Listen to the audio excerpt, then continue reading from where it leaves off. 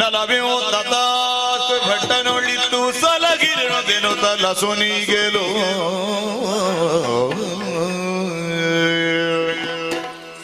ಆ ಮಹಾತಾಯಿಯ ಮಾತನ್ನು ಕೇಳಿ ಇಲ್ಲಿಯೇ ಉಳಿದೆ. ಕೆಲವಾರು ಸಮಯ ಕಳೆದ ಮೇಲೆ ಆಕೆ ಒಂದು ಮಗುವಿಗೆ ಜನ್ಮ ಕೊಟ್ಟಿದ್ದಾಳೆ, ಗಂಡು ಮಗು. ಆದ್ರೆ ದೇಹವನ್ನು ನೋಡಿದಾಗ ಕಪ್ಪಾಗಿದ್ದಾನೆ. ಹಾಗೆಂದು ಅವನು ನಮ್ಮ ಹಾಗೆ ಅಂತ ಹೇಳುವುದಕ್ಕಾಗುವುದಿಲ್ಲ. ತಾಯಿ ಹೇಗೆ ವಿಷ ಕನ್ಯೆಯೋ ಇವನ ದೇಹದಲ್ಲಿಯೂ ವಿಷ ಉಂಟು ಅನ್ನೋದ್ರಲ್ಲಿ ಯಾವುದೇ ಸಂದೇಹ ಇಲ್ಲ. ಅಂತಹ ಮಗುವನ್ನು ನನ್ನ ಕೈಗೆ ಕೊಟ್ಟು, ಸ್ವಾಮಿ ಇನ್ನು ಮುಂದೆ ಇವರ ಆ ಸರ್ವ ಒಂದು ಹೊಣೆಗಾರಿಕೆ ನಿಮ್ಮ ಮೇಲೆ ಎಂದು ನನ್ನ ಕೈಯಲ್ಲಿ ಕೊಟ್ಟು ಆ ತಾಯಿ ಇಹಲೋಕ ಬಿಟ್ಟು ಪರಲೋಕ ಸೇರಿದ್ದು. ಮಹಾರಾಜನ ಆ ವಂಶದ ಕುಡಿಯನ್ನು ಉಳಿಸಿ ಬೆಳೆಸಬೇಕಾದ ನನ್ನ ಕರ್ತವ್ಯ. ಆ ಮಗುವಿಗೆ ಅವನ ದೇಹದ ವರ್ಣಕ್ಕೆ ಸರಿಯಾಗಿ ಕಾಕತೀಯ ಎನ್ನುವಂತಹ ಹೆಸರನ್ನು ಇಟ್ಟಿದ್ದೇನೆ. ಬೆಳೆಯುತ್ತಾ ನನ್ನಲ್ಲಿದ್ದಂತಹ ಎಲ್ಲ ವಿದ್ಯೆಯನ್ನು ಅವನಿಗೆ ಹೇಳಿಕೊಡುವುದರ ಜೊತೆಗೆ ವಿಶೇಷವಾದಂತಹ ವಿದ್ಯೆಗೆ ಬೇಕಾಗಿ ಶ್ರೇಷ್ಠ ಗುರುಗಳ ಬಳಿಗೆ ಕಳುಹಿಸುತ್ತೇನೆ. ನೋಡೋಣ.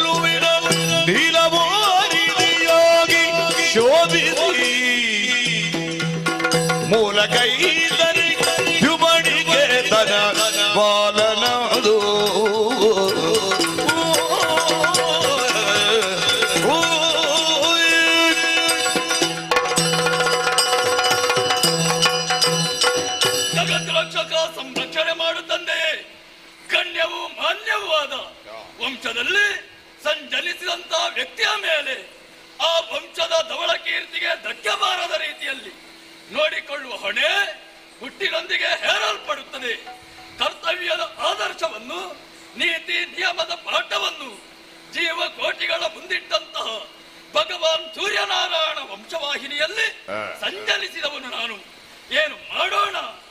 ನಾನು ಹುಟ್ಟಿದ್ದರಿಂದ ನನ್ನ ತೀರ್ಥರೂಪರ ಅಳಿವಾಯಿತೋ ಅಲ್ಲ, ತೀರ್ಥರೂಪರ ಅಳಿವಿಗಾಗಿ ನಾನು ಹುಟ್ಟಿಕೊಂಡೆನು ಒಂದೂ ನನಗರ್ಥವಾಗುವುದಿಲ್ಲ. ತಂದೆಯನ್ನು ಕಳೆದುಕೊಂಡೆ, ತಾಯಿಯಿಂದ ರಕ್ಷಣೆ, ಗುರುಗಳ ಅನುಗ್ರಹದಿಂದ ಈ ಅಯೋಧ್ಯೆಯ ಧರ್ಮ ವಿಸ್ತಾರವನ್ನು ಏರಿ ಆಳ್ವಿಕೆ ಮಾಡುವಂತಹ ಭಾಗ್ಯ ನನ್ನ ಪಾಲಿಗೆ ಒದಗಿ ಬಂದಿದೆ. ಸತ್ಪ್ರಜೆಗಳನ್ನು ಸದಾ ಸಂರಕ್ಷಣೆ ಮಾಡಿದ್ದರಿಂದಲೇ ಎಲ್ಲವರು ನನ್ನನ್ನು ಕೊಂಡಾಡುವುದು ಹೇಗೆ? ರಾಜ ಕಾಕತೀಯ, ಧರ್ಮಿಷ್ಠ, ಸತ್ಯಸಂಧ, ಶೀಲ ಗುಣಶೀಲ ಎನ್ನುವ ಹಾಗೆ ಹೊಗಳುತ್ತಾರೆ. ಹಾಗಾದರೆ ನನ್ನ ಆಳ್ವಿಕೆಯಲ್ಲಿ ಯಾವುದೇ ಲೋಪದೋಷಗಳಿಲ್ಲ ಎಂಬುದನ್ನು ತಿಳಿದುಕೊಳ್ಳುವುದಕ್ಕೆ ಸಾಧ್ಯ. ಆದರೆ ಮನದ ಆಳದಲ್ಲಿ ಒಂದು ಆಶೆ ಇದೆಯಲ್ಲ, ಗೆಲುವೆ ಮೊದಲು ನಾನು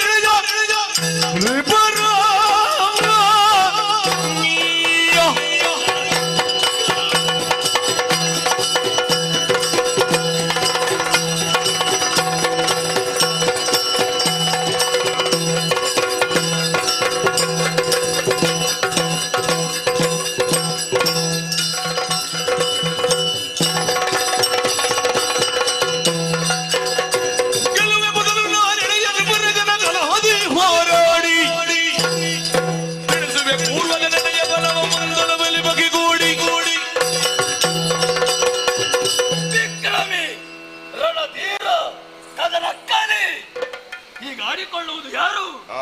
ನಮ್ಮ ಪ್ರಜೆಗಳು. ಇದಕ್ಕೆ ಯಾವುದೇ ಪುರಾವೆ ಇಲ್ಲ. ಅದು ಬೇಕು ಅಂತಾದರೆ ಗೆಲ್ಲುವೆ ಮೊದಲು ಹಾ. ಇಳೆಯ ಗಣೇಂದ್ರಪಾಲರನ್ನು ನನ್ನದಾಗಿರುವಂತಹ ಪರಾಕ್ರಮವನ್ನು ಪ್ರತಿಷ್ಠಾಪಿಸಬೇಕು ಅಂತಾದ್ರೆ ದರೆಯಲ್ಲಿರುವಂತಹ ಯಾರು ಬಲಾಢ್ಯರಿದ್ದಾರೋ ಅಂತವರಲ್ಲಿಯೇ ಸೆಳೆಸಿ ಅವರ ಎದೆಯಲ್ಲಿ ನನ್ನದಾಗಿರುವಂತಹ ಹೆಸರನ್ನು ಒತ್ತಬೇಕು. ಅದಕ್ಕಾಗಿ ಯಾವುದು ದಾರಿ? ದಿಗ್ವಿಜಯ.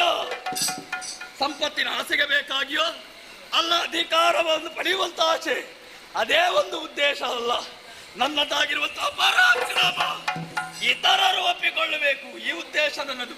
ಅದಕ್ಕೆ ಬೇಕಾಗಿ ಹೊರಡಬೇಕು. ಆದ್ರೆ ಬರಲಿ ನಮ್ಮವರು.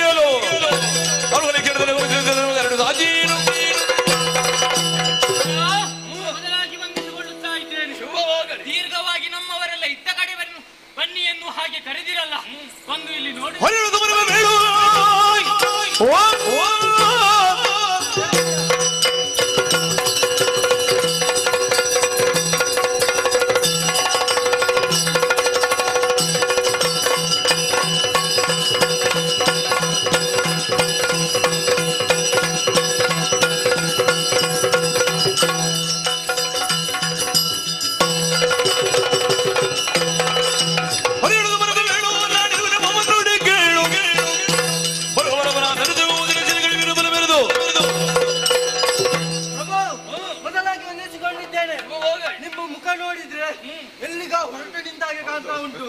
ಏನು ವಿಚಾರ ತಿಳಿಸಿ.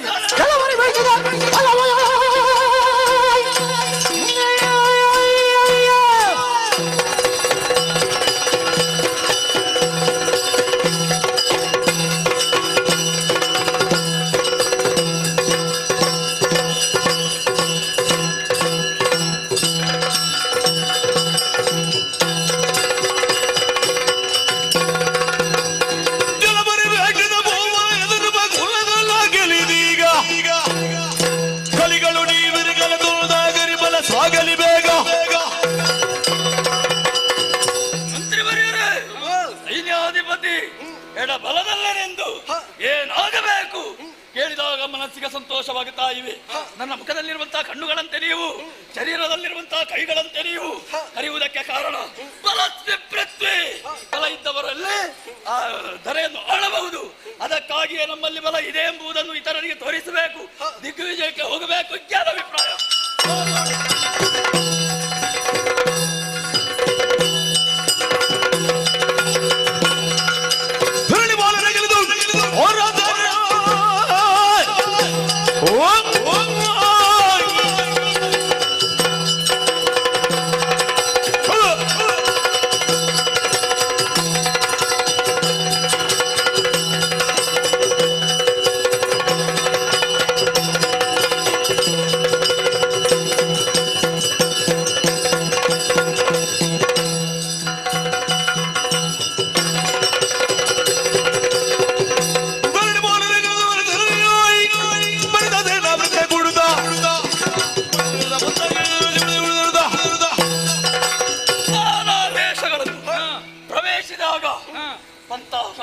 ಬಂದೆವು.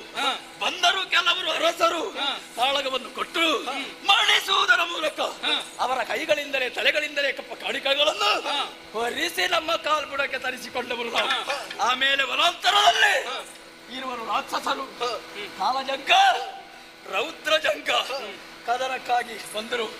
ಆಮೇಲೆ ಅವರನ್ನು ವಧಿಸಿದಾಗ ಕೇವಲ ರಾಕ್ಷಸರಲ್ಲ, ದಿವ್ಯ ಶರೀರಿಗಳು ದೇವಲೋಕದಲ್ಲಿದ್ದಂತಹ ಗಂಧರ್ವರು ನನ್ನಿಂದಲಾಗಿ ಅವರ ಶಾಪ ವಿಮೋಚನೆವಾಯಿತು ಎನ್ನುವಂತಹ ವಿಚಾರ ತಿಳಿದಾಗ ಮನಸ್ಸಿಗೆ ಸಂತೋಷ,